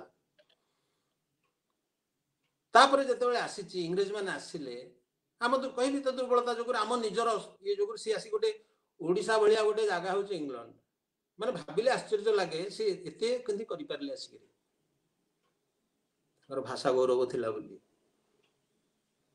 तांको भाषा को लेकिन से गर्वित भाषा ज्ञान रे से ज्ञानी से भाषा आमको शासन कले आम तो किसी जाणीनु मुझे तो आश्चर्य हुए पिला दिने देखे कांथरे मरा हुए केमी कहीं विरोध करते स्टिक नो बिल्स कौन बुझीच तुम मो घर खंडपड़ा से गाँव में कांथरे मराई स्टिक नो बिल्स पीडब्ल्यूडी कांथरे मराई कौन स्टिक नो बिल्स कौन बुझल किए बुझ कौ गाँ लोकटा बुझी कौ लोकटा साधारण बुझी केते लदिब तुम आम उपर केते आमको न्यून बोली कहब कहीं ओडिया लिखी देते हाँ ये किसी प्रचार पत्र मारनी कि विज्ञापन मारनी लिखि पारे इंग्लीश हिंदी लिखला कारण आमको तुम न्यून कर देखेब ये आज जाए भी चली मो भाषा रे मो भाषा ओडिया मो भाषा रे मते शासन न करिवार अर्थ से पुराना परंपरा चली भी से साम्राज्यवादी मनोभाव चली तार आर दिगटी हूँ जदि आईन हो 1954 मसीह जहाँ तो है पर्यटन कार्यकारी कार्यकारी कर किए सरकार काम ये रिक्शा वाला ता काम तो नुह कि मु स्कूल रे कौट पढ़ू मो काम है कि सरकार काम केते दिन सरकार यहाँ आड़ करके चलिए आईन अर्थ हूँ जो आईन भंग है दंड जदि आईन कराई दंड लागू कर जदि दंड लागू कर कौटी क्या देख न कौटी क्या दंड लागू तेणु ये जो कथा बारंबार कथाटा उठुची जो मैंने ज्ञानटा को भावुं गोटे कौन अति न बुझी पारुवा कथा को कहते ज्ञान ज्ञान ता नुहे ज्ञान सर्वबोध्य हवा उचित ना से ज्ञान मोटे नुहे मु धरा जो आपण मैंने बस मो आगे मु मोर कौन कहूँ आप बुझुना कि ज्ञान है केमती जो मो बुद्धिटा वितरित है मो मेधा प्रसूत जहा जहा कथा जिते वितरित है आपण मैंने बुझिले से ज्ञान परिणत है तार माध्यम हूँ मातृभाषा आम अनेक भाषा शिखुचे शिक्षा भी उचित मनीष बहु भाषा अधिकार करने दरकार मु विभिन्न आड़े जी मोर सारा पृथ्वी दिग्विजय करी कि मो भाषा हूँ मो पगड़ी मो मुंड को से सुरक्षित कर छाड़ी केमती घर तैयारी करुचे आपण काठी पोतिकी घर कही पारे गोटे निय दरकार एवं जेते टाण निय सेते महला कोठा हो पार सेते टाण कोठा हो पार निय हूँ मातृभाषा मातृभाषा हूँ चेतनार भाषा मातृभाषा हूँ शक्तिर भाषा शैशव से बचे कौ भाषा नहीं कि चलू मातृभाषा को नहीं चलू एवं से भाषा जदि निय टाण अच्छी मुझे ओडिया भाषा रे बहुत लिंग्विस्ट मैंने कथा कहते अनेक दिन जाए सब धारणा थिला जे गोटे भाषा रे जे पारंगम से अधिक ज्ञानी तापर पुणी कहले नो बाइलिंगुअल तापर कहले नो मल्टीलिंगुअल तुम जिते अधिक भाषा जान एटा स्वाभाविक कथा मुझे अधिक भाषा जानी हिब्रू जानी बाइबल मूलटा को पढ़ी पारि तेणु मुझे मौलिक भाव में निज भाषा टी भल कर जानी ना ताले मु अन्य भाषा गुड़ी भल भाव अख्तियार करि ना ज्ञानी भी केमती दीटा कथा ये प्रथम कथा हूँ मो भाषार विभव मो भाषा जहाँ जहाँ घटुची मो चारिपटे जहाँ अच्छी मो अतीत जहाँ लिखाई मो शास्त्र मोर जहाँ जहाँ अच्छी साहित्य ठू आरंभ कर जहाँ जहाँ सब अच्छी ये सब जिनस अच्छी मो भाषा मुझे ओडिया भाषा जानी बहुत लोग अच्छा मुझे देखुची प्राचीन साहित्य ओडिया साहित्य कहले କିଛି ଜ୍ଞାନ ନାହିଁ। ମୁଁ ତ ତାଙ୍କୁ ଭାବେ ଯେ କାହିଁକି ତାଙ୍କୁ କହିବ ଓଡ଼ିଆ ବୋଲି। ତାହେଲେ ଆମର ସମୟ ହେଇଛି, ଆମେ ଭାବୁଛୁ ଯିଏ ଚାକିରି କଲା ସେ ଜ୍ଞାନୀ। ସେ ଜ୍ଞାନୀ କାହିଁକି ହବ? ସେ ତାର ଗୋଟେ କାମ ପାଇଁ ସେ ନିଯୁକ୍ତ ହେଇଛି, ଜ୍ଞାନୀ କାହିଁକି ହବ? ଯେ ଭାଷା ଯାହାର ନାହିଁ, ନିଜର ମୌଳିକ ଭାଷା ନାହିଁ, ତାର ଫାଉଣ୍ଡେସନ ନାହିଁ, ନିଅ ନାହିଁ। ଏବଂ ସେଇଥିପାଇଁ ଯୋଉମାନେ କହନ୍ତି, ଯେମିତି ଗୋଟେ ସୁନ୍ଦର କଥା କହିଛନ୍ତି ସତ୍ୟନ ବୋଷ, ଫିଜିକ୍ସ ପ୍ରଫେସର ବେଙ୍ଗଲର କାହିଁକି, ସେ ସାରା ଭାରତର ପ୍ରଫେସର, ବିଶ୍ୱର। ସେ କହିଛନ୍ତି ଯେ ଯୋଉମାନେ କହୁଛନ୍ତି ଯେ ଫିଜିକ୍ସ ପାଠକୁ ବଙ୍ଗଳା ଭାଷାରେ ପଢା ଯାଇ ପାରିବ ନାହିଁ, ଉଠିଲା ସେତେବେଳେ କଥା ତାଙ୍କର। ସେ କହିଲେ ସେ ଲୋକ ବଙ୍ଗଳା ଭାଷା ଜାଣିନି ନୁହେଁ, ଫିଜିକ୍ସ ଜାଣିନି। କାରଣ ଫିଜିକ୍ସ ଯେ ବୁଝିଛି ଏବଂ ନିଜ ଭାଷାଟି ଜାଣିଛି, ସେଥିରେ ବୁଝାଇ ଦେଇପାରିବ। ତେଣୁ ସେମିତି ଯିଏ ବୁଝିଛି କଥାଟାକୁ, ସେ ତାର ଅଭିବ୍ୟକ୍ତି କରିବା ପାଇଁ ଭଲ ଅଭିବ୍ୟକ୍ତି ଦେଇପାରିବ ସେ ନିଜ ମୌଳିକ ଭାଷାରେ। ତାପରେ ଅନ୍ୟ ଅନ୍ୟ ଭାଷାରେ ଆମକୁ ଦେଖିଛୁ ବହୁତ ଲୋକ ମିଟିଂ ଆସିଲେ ଆମର ତାଙ୍କର ନିଜର ପାଣ୍ଡିତ୍ୟ ଦେଖେଇବା ପାଇଁ, ଯେ ମୁଁ ଜାଣିଛି ଏମିତି ନା, ଆଜ୍ଞା ମୁଁ ଓଡ଼ିଆ ଯେ ମୁଁ ବହୁତ ବର୍ଷ ରହିଯାଇଥିଲି, ତ ଏସବୁ ଇଂଲିଶରେ ପଢଉଥିଲି କଲେଜ ମାନଙ୍କରେ, ମୁଁ ଇଂଲିଶରେ କାମ କରେ, ତେଣୁ ମୁଁ ଓଡ଼ିଆରେ ଭଲ କହିପାରିବିନି। ମିଛ କହୁଛି ସେ। ତାର ଉଦ୍ଦେଶ୍ୟ ହେଉଛି ସେ ଅନ୍ୟମାନଙ୍କୁ ଦେଖେଇବ ଯେ ମୁଁ ଇଂଲିଶରେ ଏମିତି। ଭୁଲ କହନ୍ତି ଆଜି ପର୍ଯ୍ୟନ୍ତ ଭଲ। ସେଥିପାଇଁ ଆପଣ ଦେଖୁନାହାନ୍ତି କୋଉ ଆନାଉନ୍ସର କି ଅଲ୍ ଇଣ୍ଡିଆ ସ୍ତରରେ ଅଛନ୍ତି, କାହାର ଇଂଲିଶରେ କୋଉ ଲେଖା କେତେ ବାହାରି ଯାଇଛି, କି 5-7 ଜଣ ଆଙ୍ଗୁଠି ଗଣନ୍ତି। ଭଲ ଅନୁବାଦକ 8-10ଟା ନାହାନ୍ତି, ଏତେ ଇଂଲିଶ ଚୋବୁଛନ୍ତି, କେତେ ଜଣଙ୍କର ବାହାରିଛି। କି ଗ୍ରନ୍ଥ ଆମର ଅଛି, ପ୍ରାଚୀନ ଗ୍ରନ୍ଥ ବିଶ୍ୱ ଦରବାରରେ ପହଞ୍ଚିବାର କାମ କାହାର? ଯେତେବେଳେ ଇଂଲିଶ ଜାଣିଛ, କଣ ପରିଚୟ ତମର ଅଛି ବାହାରେ? ତାର ମୂଳ କଥାଟି ହେଉଛି ଫାଉଣ୍ଡେସନଟା ଦୁର୍ବଳ। ତେଣୁ ଓଡ଼ିଆ ଭାଷା ତାକୁ ଯଦି ତୁମେ ନିଜର ପଗଡ଼ି ନ କରିବ, ମୁଣ୍ଡରେ ତାକୁ ନ ଧରିବ, ପୋଷାକ ପିନ୍ଧ, ଅନ୍ୟ ଭାଷାକୁ ପିନ୍ଧ, ବିଭିନ୍ନ ଭାଷାର ଜୋତା ଚପଲ ପିନ୍ଧ, ପୋଷାକ ପିନ୍ଧ, ସାର୍ଟ ପିନ୍ଧ, କୋଟ ପିନ୍ଧ, ଟାଇ ପିନ୍ଧ, କିଛି ମନା ନାହିଁ। କିନ୍ତୁ ଭାଷାକୁ ନିଜର ମୁକୁଟ, କିରୀଟ, ପଗଡ଼ି କରିବାକୁ ପଡ଼ିବ। କାରଣ ସେ ହେଉଛି ଜ୍ଞାନର ଭାଷା। ଏବଂ ଭାଷା ସାଥିରେ ଯୋଡ଼ା ହେଇଛି 3ଟା କଥା, ଯୋଉଟା ଜ୍ଞାନର ଆଧାର। ସେ ହେଉଛି ତଥ୍ୟ, ତଥ୍ୟ ଏବଂ ରସ। ତତ୍ତ୍ୱ, ଦର୍ଶନ, ବିଚାରବୋଧ। ଆପଣ ସେ ଭାଷାରୁ ଜାଣିବେ ଯେ ବିଚାରର ସୀମାଟା କେତେ, କି ସୁନ୍ଦର ଭାବନା, କି ସୁନ୍ଦର ଜୀବନ ଚିନ୍ତନ, ଦର୍ଶନ। ତତ୍ତ୍ୱ ବିଭିନ୍ନ ପ୍ରକାର ଅଛି ତତ୍ତ୍ୱ, କିନ୍ତୁ ସମୟ ନାହିଁ ଆମ ସେ କଥା ଆଲୋଚନା କରିବା। ତଥ୍ୟ ଆମର ଇତିହାସ ତଥ୍ୟ, ଏପରିକି ଆମର ବୈଜ୍ଞାନିକ ସବୁ ତଥ୍ୟ। କେମିତି ମନ୍ଦିର ତିଆରି ହେଇଛି, କେମିତି ଏ ଜାତି ଗଢ଼ି ଉଠିଛି, କେମିତି ଚାଷ ହେଉଛି, କେମିତି କଣ ହବ, କେମିତି ବେପାର ବଣିଜ, ସବୁ ତଥ୍ୟ। ତେଣୁ ଆମ ପାଖକୁ ଯୋଉ ଭାଷା, ଯଦି ଭାଷା କଣ ଦବ ନା ତତ୍ତ୍ୱ ଦବ, ତଥ୍ୟ ଦବ। ତୃତୀୟ ହେଉଛି ରସ ଦବ। ରସ ହେଉଛି କଳା, ସାହିତ୍ୟ, ସଙ୍ଗୀତ, ନୃତ୍ୟ, ଯେତେ ପ୍ରକାରର ଅଛି କଳାତ୍ମକ ଦିଗ, ସେସବୁ ଭାଷାରେ ଅଭିବ୍ୟକ୍ତ ହୁଅନ୍ତି। ଓଡ଼ିଆ ଜାତି ଯେ ନିଜକୁ ଦୁର୍ବଳ ଅନୁଭବ କରୁଛି, ତାର କାରଣ ହେଉଛି ଏ ଯୋଉ 3ଟି ଧାରାରେ,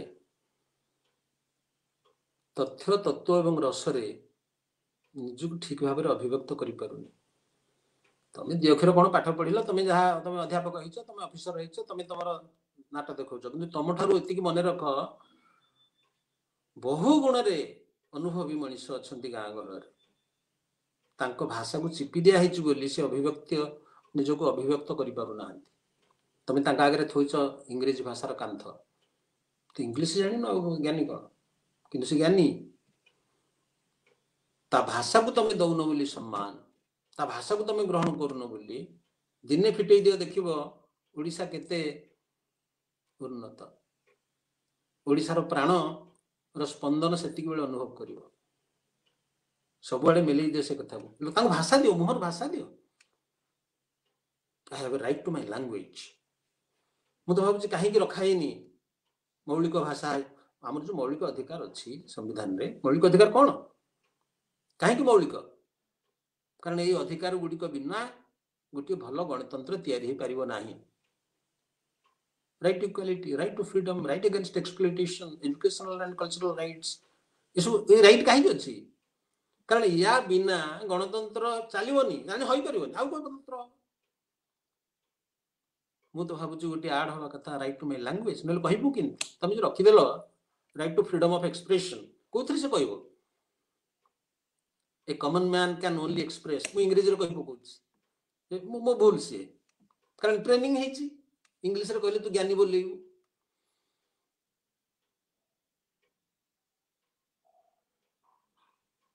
तेणु सेतिकी बेले तमे आमको कहूँ तुम मत व्यक्त कर अधिकार अच्छी तुम तो कहल जे सब शासन चलती तुम इंग्लिश रे तुम आज पर्यंत सब चलैच जितक जाक योजना तुम आईन कानून जितक जहाँ जहाँ करुच कौटी गोटे प्रदर्शनी फलक सबुठी इमिति करदेलणी जे आम भितर एमती न्यूनता पुरई देलणी जे गाँव रे को दूर गाँव रे साधारण लोकटी भावुची जे मुझे इंग्लिश वर्ड टे जानी ताले मुझे मूर्ख हो तेणु से लिखुची ता झील बाहागर लिखुची रमेश वेड्स सुकांती वेड्स कथा से जानी अर्थ भी जानी नथिबो मो झील सुकांती बाहा रमेश को केड़े सुंदर हाँ कथा लिखी कि तार साहस नहीं कथा कहवा कारण सांगे सांगे एमती गोटे कौन लिखी कौन गोटे गौरवर कथा है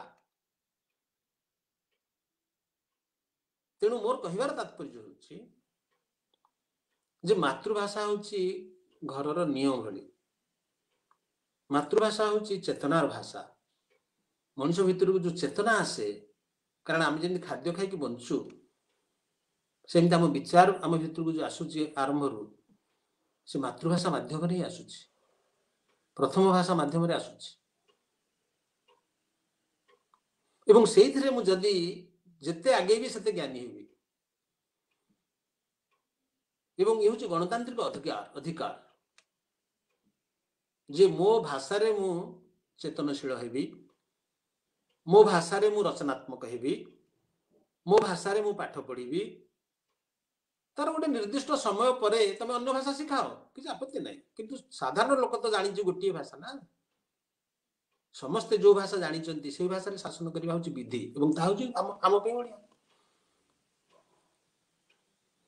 तेणु ये कथाटा को मु भावुची जे एक कथा को न बुझा फल क्षति होची कार से मानकर क्षति होची जो माने शासन करुचंती कारण जो करुचंती व्यवस्था गुड़िक कार्यक्रम लोक पाखे पहुंचुनी जो सुफल फलुनी एक कथा घटुची कारण से ओडिया भाषाटीर बेकटिकी धरिछंती से गरीब लोकटी जाऊँगी गाँ मुंडे हाबिस कल भांगी जाइए अनुरोध करुच्ची मो इंग्लीश रे गोटे आप्लिकेसन लिखि कारण इंग्लीश रे लिखिले तार स्पीड करंट लगे स्पीड रे पड़े जोर रे पड़े एवं एत शब्द को सब पूरी बसी आसला आम जो मौलिक शब्द सब थिला से सब पलैला मुझे आपको कहला बेले मुझे सचेतन जो मुझे ओडिया कहि किसी कह इंग्लीश इंग्राजी पशि आस कारण मत भात बाढ़ला बेले जो परसा हो गाँवली लोक से निजुक ये करने परशुणी कह राइस राइस राइस मैंने भात कहले अन्न कहले कष्ट माने भावुँ छोटिया हो तेणु राइस अच्छी खाइबे आप कौन से आजिकल हूँ पनीर करी खाइबे मटर पनीर करी ये कहले से गौरव कारण या करी निया केबे फेरिबो निजे जते निजे नुह से तुम गौरव रहिबो ना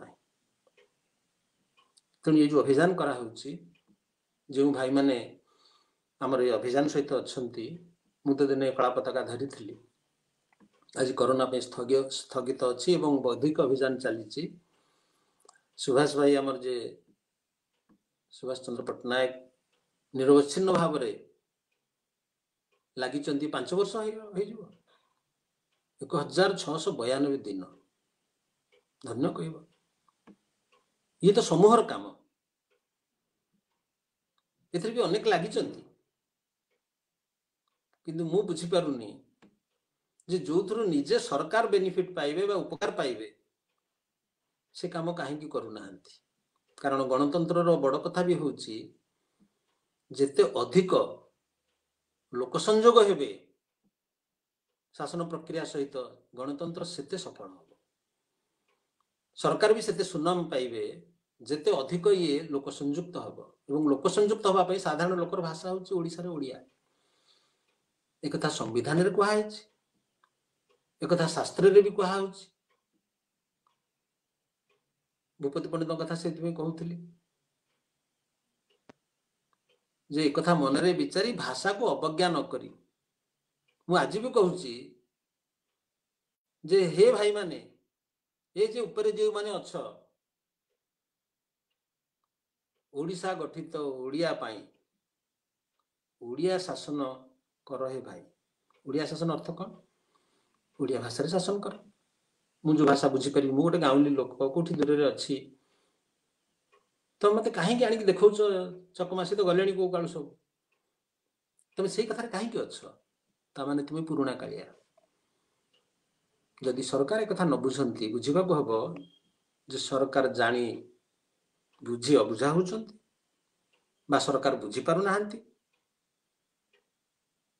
एवं सरकार पाखे जो माने मुलाजिम अच्छंती बा आमे तांको कहवा सरकारिया भाई माने ये कथा को शीघ्र बुझा दरकार। ये गोटे साधारण ओडिया भाषा शासन चलो जी ओडिया भाषा शासन रे अंतराय हम ताको दंड दियो।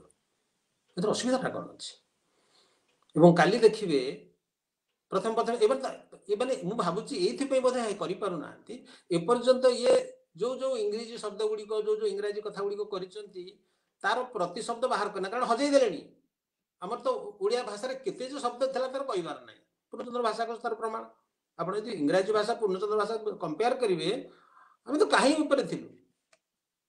तो गोटे शब्द सन सूर्य आमर रवि अरुण अंशुमाली मार्तंड कहते अच्छी मोर भाषा गोटे समृद्ध भाषा गोटे एत बलशाली भाषा से भाषा मत मो देशवासी को मो भाई भौणी को देशवासी मो राज्यवासी को समर्थ कर। तेणु भाषा को विभिन्न भाव में व्यवहार करा बेपार भाषा ज्ञान भाषा रोजगार भाषा कि सबू कथा को मिसई देले रोजगार टा केमती हम ज्ञान थे तो बेपार केमती हम उन्नति केमती हम विकास केमती हम शासन केमती हम भाषा थे तो एवं को भाषा जो भाषा मुझे जानी से भाषा हूँ मोर मातृभाषा। तेणु यथार्थ रे ओडिया भाषा हूँ ज्ञानर भाषा आम पाई एवं जो माने मो भाषा रे जहाँ जहाँ अच्छी जी जाना चाहूँगी से ओडिया पढ़ा पड़ो से धाई आसते जड़े जॉन बोल्टन जो फकीरमोहन सेनापति से कौन लिखी ओडिया भाषा से आसी ये ओडिया पढ़ी गवेषणा कर सेमती तैयारी करवा केवल ओडिया भाषा रे से ओडिया से सीना सुजोग देले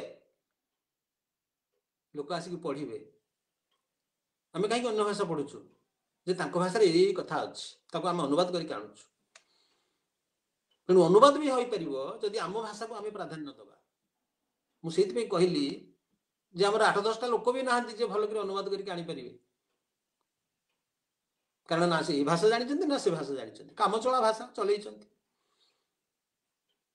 आज एक पवित्र दिन पुण्य दिन मो भाया गोटे साधारण लोक को एत समय दे आपण मैंने शुणिले एवं सुजोग देले मुझे आमर भाषा आंदोलन रे जो माने संश्लिष्ट मु तो भावे मु तार गोटे अंश जो भाई भौणी मैंने अच्छा सामिल होती बुझंतु टिके भावंतु जे आमे इंग्राजी भाषा पढ़िया कि मना करना फ्रेंच जाना कि मना करना कि मत शासन कर मो भाषा मुझे जानी मु कहला बेले मु हूँ गोटे समूह मुझे मु कहूँ खाली मु नुहे मो गाँ गहल जी अच्छा मो भाई भौणी मो पुत्र झील समस्त जानते इंग्लीश तुम शासन कर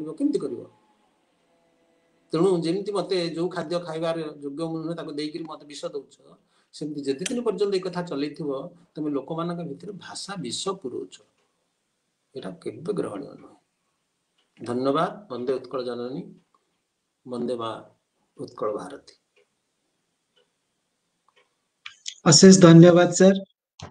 आपण आज जहाँ कहले ताहा आम पाखे एथिपाई पहुंची पारला कारण आपण आम भाषा रे कहले तेणु आपण जो नियर कथा कहिसंती जे प्रत्येक राज्य जेकोसी राज्य कहतु से राज्यर भाषा ही तार निय जेमिति तमिलनाडु रो तमिल होची तार निय ताकू ही धरी से गर्वबोध करुछंती तांको राज्य आगको तेलंगाना रो तेलुगु सेही भली ओडिसा रो ନିୟ ହେଉଛି ଓଡ଼ିଆ ଭାଷା। ସେହି ନିୟକୁ ସୁଦୃଢ଼ କରିବା ଆମ ସମସ୍ତଙ୍କର କର୍ତ୍ତବ୍ୟ। ଆପଣ ଯେଉଁ ଆହ୍ୱାନ ଦେଇଛନ୍ତି, କିନ୍ତୁ ଦେଖାଯାଉଛି ସେହି ନିୟକୁ ବିଭିନ୍ନ ରକମର ସରକାରଙ୍କ ସହିତ ମାନେ ସରକାରଙ୍କ ସହିତ ଅଲଗା ଲୋକମାନେ ମଧ୍ୟ ମିଶି ସେ ନିୟକୁ ଦୋହଲେଇବାକୁ ଚେଷ୍ଟା କରୁଛନ୍ତି। କିନ୍ତୁ ସେଇ ନିୟକୁ ସୁଦୃଢ଼ କରିବା ପାଇଁ ତାକୁ ମାଟିରେ ଯୋଉ ଆହୁରି ସୁଦୃଢ଼ କରିବା ପାଇଁ ପଥର ଦେଇ ଯେମିତି ଆମେ ଘରର ଯୋଉ ଶ୍ରେଣୀ କରେ ସେଇଭଳି କରିବା ପାଇଁ କଳା ପତାକା ଅଭିଯାନର ସତତ ପ୍ରଚେଷ୍ଟା ଚାଲିଛି, ଏପର୍ଯ୍ୟନ୍ତ ମଧ୍ୟ ଚାଲିଛି। ଆପଣ ଯୋଉ 2-3ଟି ଜିନିଷ ଅତି ଗୁରୁତ୍ୱପୂର୍ଣ୍ଣ ଜିନିଷ କହିଛନ୍ତି, ମୁଁ ତାଙ୍କୁ ଆଉ ଥରେ ଦୋହରେଇବାକୁ ଚାହୁଁଛି, ଯାହାଦ୍ୱାରା କି ଆମ ଭାଇ ଭଉଣୀ ମାନେ ତାକୁ ମନେ ରଖିବା ଦରକାର। ସେଇଟା ହଉଛି, ଆପଣ କହିଛନ୍ତି ଆପଣ ନିଜ ଭାଷାରେ ହିଁ ଜଣଙ୍କର ସିଂହପଣ ବାହାରି ପାରିବ। ଯେତେବେଳେ ମୋ ଦେହରେ ଗୋଟେ ଜିନିଷ ଯାଉନି, ଯଦି ଆପଣ ମତେ ସେଟା ଦଉଛନ୍ତି, ଯୋଉଟା ଆପଣ ଖାଦ୍ୟର ଉଦାହରଣ ଦେଲେ, ଯଦି ଆପଣ ସେଟା ଦଉଛନ୍ତି ତାହେଲେ ମୋ ଦେହରେ ଆପଣ ବିଷ ପ୍ରୟୋଗ କଲା ଭଳିଆ ହବ। ବିଧାନସଭା ନିଜେ ମାନିଛି ଯେ 93% ଓଡ଼ିଆ ଲୋକ ଇଂରାଜୀ ବୁଝିପାରନ୍ତି ନାହିଁ। ତାହେଲେ ଇଂରାଜୀ ବିଷ ପ୍ରୟୋଗ କଣ ପାଇଁ? ଆଜି ଏହି ପ୍ରଶ୍ନ ଆପଣ ଉତ୍ଥାପନ କରିଛନ୍ତି। ଦ୍ୱିତୀୟ ହେଉଛି ଓଡ଼ିଆ ମାନଙ୍କୁ କାକୁସ୍ଥ ହୀନିମାନିଆ କରି ରଖିବାରୁ ଆମେ ହୀନମନ୍ୟତା ଅନୁଭବ କରୁଛୁ। ଯେପର୍ଯ୍ୟନ୍ତ ଆମକୁ ଜଣେ ହୀନିମାନିଆ କରିକି ଦେଖି ନାହିଁ, ହୀନିମାନିଆ ବୋଲି ଅନୁଭବ କର ବୋଲିକି ସେଇଭଳିଆ ଗୋଟେ ପରିବେଶ ସୃଷ୍ଟି କରିନାହିଁ, କୌଣସି ଓଡ଼ିଆ କେବେ ହେଲେ ହୀନମନ୍ୟତା ଅନୁଭବ କରିବ ନାହିଁ। ଆମ ପାଖରେ ଆପଣ ଯେଉଁ କଳା କୌଶଳ କଥା କହିଲେ, ଏତେ ଜିନିଷ ଅଛି, ମାନେ ସ୍ୱଭାବତଃ ଆମେ ଅସ୍ମିତାକୁ ଆମେ ନେଇ ଗର୍ବ କରୁ, କିନ୍ତୁ ଆମକୁ ଏଭଳିଆ ଗୋଟେ ପରିବେଶ ସୃଷ୍ଟି କରାଯାଉଛି ଯାହାଦ୍ୱାରା କି ଆମକୁ ହୀନିମାନିଆ ଅନୁଭବ କରାଯାଉଛି। ତେଣୁ ଆମେ ଆଜି ହୀନମନ୍ୟତା, ସେଇଥିପାଇଁ ଭାତ ବଦଳରେ ରାଇସ୍। ଆପଣ ଯେଉଁ ଉଦାହରଣ ଅତି ସରଳ ଭାବରେ ଯେଉଁ ସ୍ପଷ୍ଟ ଉଦାହରଣ ଦେଲେ, ତାହା ସମସ୍ତ ଭାଇ ଭଉଣୀଙ୍କ ମାନଙ୍କ ପାଖରେ ନିଶ୍ଚିନ୍ତ ପହଞ୍ଚିଥିବ।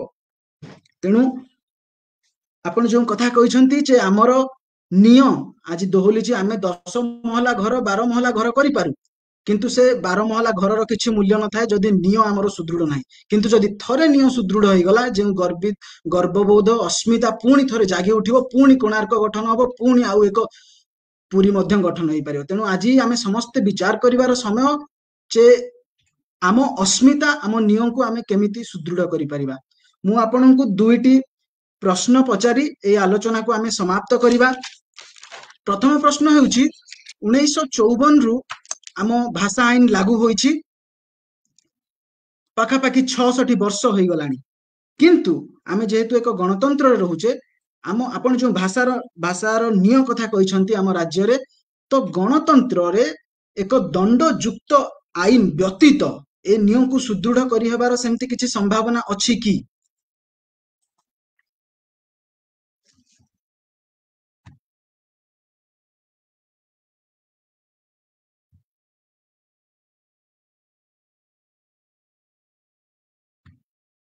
ଆପଣଙ୍କର ମ୍ୟୁଟ୍ ଅଛି ସାର୍, ଆପଣଙ୍କର ମ୍ୟୁଟ୍ ଅଛି, କ୍ଷମା କରିବେ ସାର୍, ମ୍ୟୁଟ୍ ପ୍ରଥମେ ଅନମ୍ୟୁଟ୍ କରିଦିଅନ୍ତୁ। ସୁବିଲା ମତେ, ଆଉ ଥରେ ଏବେ କୁହନ୍ତୁ ସାର୍। କଥା ଆପଣ ଯୋଉ କହୁଛନ୍ତି ଦଣ୍ଡଟା କଣ କି? ଦଣ୍ଡଟାକୁ ଭାବନ୍ତୁନି କାହାକୁ କେଞ୍ଚିବା, କାହାକୁ କାଟିଦବା, ହାଣିଦବା, ଦଣ୍ଡ କଥା ମୁଁ କହୁନି। ଦଣ୍ଡ ହଉଛି ଯେମିତି ଆମ ଗୋଟେ ରାସ୍ତା କେମିତି କରୁଛେ, ରାସ୍ତା ଆପଣ ଦୁଇ ପାଖରେ ଧାର ତିଆରି କଲେ ସେ ରାସ୍ତାରେ ପରିଣତ ହୁଏ। ନହେଲେ ପଡ଼ିଆ ଭିତରେ ଆପଣ ଯେତେବେଳେ ଗୋଟିଏ ଜାଗାର ଦିଗ ନିର୍ଣ୍ଣୟ କରିଦଉଛନ୍ତି, ଦି ପଟେ ସୀମା ରଖି ଦଉଛନ୍ତି, ସେ ରାସ୍ତାରେ ପରିଣତ ହଉଛି। ନଈ କେତେବେଳେ ହୁଏ? ତାର ଦି କୂଳ ଥିଲେ ସେ ନଈ ହବ। ସେମିତି ଆଇନ କେତେବେଳେ ହବ? ଯେ ଆଇନ ଯେତେବେଳେ ତାର ରହିବ ସୀମା, ଯେ ୟାକୁ ଡେଇଁବୁ ବାପା ଯଦି ତୁ ଦଣ୍ଡ ପାଇବୁ। ତେଣୁ ପ୍ରତ୍ୟେକ ଆଇନ, ସେଥିପାଇଁ ଆଇନ ସହିତ ତାର ସୀମା ନିର୍ଦ୍ଧାରିତ ହବା କଥା। ସୀମା ଯିଏ ଡେଇଁବ, ଉଲ୍ଲଂଘନ କରିବ, ସେ ଦଣ୍ଡ ପାଇବ। ତେଣୁ ଯୋଉ ଆଇନରେ ସୀମା ଲେଖା ହେଇନି, ସୀମା ହଉଛି ତାର ଦଣ୍ଡ। ତାମାନେ ସୀମା ଡେଇଁବ ଯେ ଦଣ୍ଡ ପାଇବ। ପାଣି ଯେମିତି କୁଣ୍ଡରୁ ଉଛୁଳିଲେ ସେ ତଳେ ପଡ଼ିଲା। ତେଣୁ ଯୋଉ ଲୋକ, ଆମର ଗୋଟିଏ ଆଇନ ହେଲା ଯେ ସମସ୍ତେ ଦରଖାସ୍ତ ଦେବେ ଓଡ଼ିଆରେ, ଏବଂ ଯେତେ ଯାହା କାର୍ଯ୍ୟକ୍ରମ ହଉଛି ସେଗୁଡ଼ିକ ଓଡ଼ିଆରେ ଆମର ପ୍ରକାଶିତ ହବ, ସେ ଗେଜେଟ ହଉ କି ଯାହା ହଉ। ତେଣୁ ଯଦି ଏଇଟା ଆମେ ଆଇନ କଲେ, ଧର ଯୋଉ ଜଣେ ବାବୁ ଗଲେ, ସେ କହିଲେ ନାଇଁ ମୁଁ ରଖିପାରିବିନି ଓଡ଼ିଆ ଦରଖାସ୍ତ, ତମେ ଇଂଲିଶରେ ଲେଖିକି ଆଣ, ସେ ଭାଙ୍ଗିଲେ, ଆଇନ ଭାଙ୍ଗିଲେ, ତାଙ୍କୁ ହବ। ଯଦି ଆମେ ସେଥିରେ ଦଣ୍ଡ ବିଧାନ କରିଥିବା, ସୀମା ଉଲ୍ଲଂଘନ ହେଲେ, ଯେ ସେ ତାଙ୍କର ଦରମା କଟିଯିବ, କି ସେ 5 ମାସ ଜେଲ ଯିବେ, କି ନାଇଁ ତାଙ୍କର ପ୍ରମୋଶନ ହବନି, ଯଦି ଏମିତି ରହିବ ତାହେଲେ ସେ କାର୍ଯ୍ୟକାରୀ ହବ। ତେଣୁ ଦଣ୍ଡ ନଥିଲେ ଆଇନ ନୁହେଁ, ଯେମିତି ସୀମା ନଥିଲେ ବା ତାର ଧାର ନଥିଲେ ଯେମିତି ରାସ୍ତା ନୁହେଁ, ଯେମିତି କୂଳ ନଥିଲେ ନଈ ନୁହେଁ, ସେମିତି ଦଣ୍ଡ ଯଦି ନ ରହିବ ଆଇନ ସାଥିରେ, ସେ ଦଣ୍ଡରେ ପରିଣତ ହବନି, ସେ ଗୋଟେ ଷ୍ଟେଟମେଣ୍ଟ ହେଇଯିବ। ଅଶେଷ ଧନ୍ୟବାଦ ସାର୍। ଯେଉଁ ସ୍ପଷ୍ଟ ଦଣ୍ଡବିଧାନର କଥା କହିଛନ୍ତି, ମୁଁ ଆଶା କରୁଛି ତାହା ସମସ୍ତ ଭାଇ ଭଉଣୀଙ୍କ ପାଖରେ ପହଞ୍ଚିବା ସହିତ ଯିଏ ଏଇ ଦଣ୍ଡବିଧାନ କରିବାକୁ ଯାହାଙ୍କ ପାଖରେ ଉତ୍ତରଦାୟିତ୍ୱ ସିଏ ଆକୁ ଭଲ ଭାବରେ ଶୁଣନ୍ତୁ ଆଉ ଦଣ୍ଡବିଧାନ କରନ୍ତୁ, ଯାହାଦ୍ୱାରା କି ଏ ନିୟମ ସୁଦୃଢ ହୋଇପାରିବ। ମୋର ଦ୍ୱିତୀୟ ପ୍ରଶ୍ନ ହଉଛି ଏକ ଆହ୍ୱାନ ସ୍ୱରୂପ, ସେଇଟା ହଉଛି ଯେ ଆମର ଯେଉଁ କଳା ପତାକା ଅଭିଯାନ ଚାଲିଛି ଏହା ପ୍ରତି ସାରା ଓଡ଼ିଶା ଭାଇ ଭଉଣୀ ମାନଙ୍କର କେଉଁଭଳି ଆଭିମୁଖ୍ୟ ରହିବା ଦରକାର, ସେଥିପ୍ରତି ଆପଣ ସାରା ଓଡ଼ିଶାକୁ କଣ ଆହ୍ୱାନ ଦେବାକୁ ଚେଷ୍ଟା କରିବେ କଳା ପତାକା ଅଭିଯାନର ପୃଷ୍ଠଭୂମିରେ? ମତେ ତ ଲାଜ ଲାଗୁଛି ୟାର ଉତ୍ତର ଦେବାକୁ। କଳା ପତାକା ଅଭିଯାନ ଯିଏ କରୁଛନ୍ତି, ଯୋଉମାନେ ଅଛନ୍ତି ତା ସାଥିରେ ବା ଯୋଉମାନେ ଧରିଥିଲେ, ସେ କଣ ମାଗୁଥିଲେ କାହାକୁ କଣ ଆମକୁ ମୋ ପକେଟକୁ କିଛି ପଇସା ଦିଅ? ସେ କଣ ଲାଞ୍ଚ ମାଗୁଛନ୍ତି? ସେ ସମୂହ ପାଇଁ ଗୋଟାଏ ଚେତନା ସୃଷ୍ଟି କରୁଛନ୍ତି। ଏଥିରେ ସମସ୍ତେ ସଂଶ୍ଳିଷ୍ଟ ହେବା ଉଚିତ, ହଉଛନ୍ତି ବି। ମାନେ ମୁଁ ତ ଆଶ୍ଚର୍ଯ୍ୟ ହଉଛି ସୁଭାଷ ଭାଇ ଏବଂ ତାଙ୍କ ବନ୍ଧୁମାନେ କେମିତି ଆରମ୍ଭ ଏତେ ଦିନ 1692 ଦିନ, ମାନେ ଆଶ୍ଚର୍ଯ୍ୟ ଲାଗେ। ତ ସେଥିପାଇଁ ମୁଁ କହିଲି ଯେ ଇଏ ହଉଛି ଗୋଟେ ସମୂହ କାର୍ଯ୍ୟ, ଗଣ କାର୍ଯ୍ୟ। ଗଣତନ୍ତ୍ରରେ ଗଣ କାର୍ଯ୍ୟ ହଉଛି ଏକ ମୌଳିକ କଥା। ସେଇଥିପାଇଁ କୁହାହେଇଛି, ଗୋଟେ ଇଂରାଜୀରେ କଥା ଅଛି ଯେ ସେଇ ଲୋକ ଗଣତନ୍ତ୍ରରେ ରହିବାକୁ ଯୋଗ୍ୟ ଯିଏ ସମାଜରୁ ଯେତିକି ନିଏ ସମାଜକୁ ତାଠାରୁ ଅଧିକ ଦିଏ। ଏଇ ଯୋଉମାନେ ଅଛନ୍ତି କଳା ପତାକା ଅଭିଯାନରେ, ସେମାନେ ସମାଜକୁ ଅଧିକା ଦବାରେ ଅଛନ୍ତି। ଏଇଥିପାଇଁ ଅଛନ୍ତି ଯେ ଯୋଉ ଭାଷାରେ ଆଇନ ହବା କଥା, ଯୋଉ ଭିତରେ ସମ୍ବିଧାନରେ ଯୋଉଟା ଲେଖା ହେଇଛି, ଆମର ସାଧାରଣ ଚେତନାକୁ ଯୋଉଟା ଆସୁଛି, ସେ କଥାଟା କାର୍ଯ୍ୟକାରୀ ହେଉନାହିଁ ବୋଲି ଏମାନେ ଗୋଟେ ଗଣଚେତନା ସୃଷ୍ଟି କରୁଛନ୍ତି। କିନ୍ତୁ ଧାର୍ମିକ କାର୍ଯ୍ୟ, ଇଏ ତ ଧର୍ମ ମାସର ଶେଷରେ ଆଜି ଏ ଧାର୍ମିକ କାର୍ଯ୍ୟର ଆହ୍ୱାନ, ଏଥିରେ ମନା କରିବାର କିଛି କଥା ନାହିଁ। ଏହାର ଆଭିମୁଖ୍ୟ ସ୍ପଷ୍ଟ ଏବଂ ମୁଁ ଭାବୁଛି ସମସ୍ତେ ଯଦି ଏକାଠି ହେବେ ଏ ଗୋଟିଏ ଦିନରେ ସମାଧାନ ହେଇଯିବ। କିନ୍ତୁ ସମସ୍ତେ ଏକାଠି ହଉନାହାନ୍ତି, କାରଣ ପ୍ରକୃତ ଗଣତନ୍ତ୍ର ଚାଲିନି। ଇଏ ଯୋଉ କହିଲି ମୁଁ, ଯାହା ନିଅନ୍ତି ସମାଜରୁ ତାଠୁ ସମାଜକୁ ଅଧିକା ଦିଅନ୍ତି। ଆପଣ ଦେଖୁଛନ୍ତି ସେ ଲୋକଟି ଟିକେ ଚାକିରି କରିଛି, ଗୋଟିଏ ଲୋକ ତାର ନିର୍ଦ୍ଦିଷ୍ଟ କାମ ଅଛି, ସେ ନେଇକି ଟଙ୍କା ନେଇକି ପୁରେଇଲାଣି ତା ଘରେ ସବୁ ଯାକ ଚୋରି କରିକି। ଯଦି ମନ୍ତ୍ରୀ ମାନେ ଚୋରି କରିବେ, ଏମଏଲଏ ମାନେ ଚୋରି କରିବେ, ଅଫିସର ମାନେ ଚୋରି କରିବେ, ଆଉ ସାଧାରଣ ଲୋକ ଆପଣ 93% କହନ୍ତୁ, ସେ 98% ହୁଅନ୍ତୁ, ଏ 2% ତ ଖାଇକି ଚାଲିଯିବେ। ଆମର ତ ଚାକିରି କରିଛନ୍ତି 2.9% ଲୋକ, 2.9% ଲୋକଙ୍କର ଚାକିରି। ଇଏ ସବୁ ଯାକ ମିଠା ଖାଇଦେଇକି ବସିଛନ୍ତି। ଏ ସାଧାରଣ ଲୋକ ଯିବ କେତେବେଳେ? ତେଣୁ ଦରକାର। ଭାଷା ହଉଛି ଗଣତନ୍ତ୍ରର ଭାଷା, ହଉଛି ପ୍ରତିବାଦର ଭାଷା। କଳା ପତାକା ହଉଛି ପ୍ରତିବାଦର ଗୋଟାଏ ଉତ୍ତୁଙ୍ଗ ପ୍ରତିନିଧି ଭାଷା କ୍ଷେତ୍ରରେ। ଏଥିରେ କିଛି ଖରାପ କଥା ନାହିଁ। ମୁଁ ତ କହିଲି ସେଥିପାଇଁ ଯେ 1692 ଦିନ କାଳ ସେ ଚାଲିଛି ଏ କଥା। ଏଭଳି କରୋନା ପାଇଁ କଣ ବନ୍ଦ ହେଇକରି ଆପଣ ମାନେ ଯୋଉ ବୌଦ୍ଧିକ ଅଭିଯାନ ଚଲେଇଛନ୍ତି, ଏ କଳା ପତାକା। ମୁଁ ଯାହା କହୁଛି, କଳାଟା କଣ କି? କଳା ହଉଛି ପ୍ରତିବାଦ। ମୁଁ ଯେତେବେଳେ ଭାଷା କହୁଛି ପ୍ରତିବାଦ କରିକି ଯେ ନା ଏଇଟା କାହିଁକି ହଉନି ବୋଲି, ମୁଁ କଳା ହିଁ ଦେଖଉଛି, ମୁଁ ରଙ୍ଗ ଦେଖଉନି, କିଛି ଝିଲିମିଲି କରୁନି ତାଙ୍କ ଆଗରେ। ତେଣୁ ମୋ ଭାଷା ବି, ଭାଷାର ରଙ୍ଗ ବି ଏଠି କଳା। କାରଣ ମୁଁ ଦାବି କରୁଛି, ଆପଣଙ୍କ ଆଗରେ ବି କହୁଛି, ତ ସବୁ ଯିଏ ଶୁଣୁଥିବେ, କିନ୍ତୁ ମୁଁ ଜାଣିନି କିଏ ଶୁଣୁଛନ୍ତି, କିନ୍ତୁ ମୋର ଭାଷା ହଉଛି, ବର୍ତ୍ତମାନର ଭାଷା ହଉଛି, ଇଏ ରଙ୍ଗୀନ ଭାଷା ନୁହେଁ, ଇଏ କଳା ଭାଷା। କଳା ଭାଷା ହଉଛି ପ୍ରତିବାଦର ଭାଷା। ଯେତେବେଳେ କୌଣସି ଅନ୍ୟାୟ ହବ, ଅନ୍ୟାୟ ହଉଛି, ପାଟି ନ ଫିଟେଇବା, ସେଟା ସବୁଠାରୁ ହଉଛି ଗର୍ହିତ ଗଣତନ୍ତ୍ରରେ। ନହେଲେ ଗଣତନ୍ତ୍ର ଚାଲିବନି। ରାଜତନ୍ତ୍ରରେ ରାଜା ଥିଲା, ସେ ସବୁ ବୁଝୁଥିଲା, କରୁଥିଲା। ଗଣତନ୍ତ୍ରରେ ଆମେ ଯଦି ଗଣଚେତନା ଆଣିବାନି, ଆଉ କରିବ କି? କିନ୍ତୁ ଗଣଚେତନାର ଗୋଟେ ଅଂଶ, ଅସୁବିଧା କଣ ଅଛି?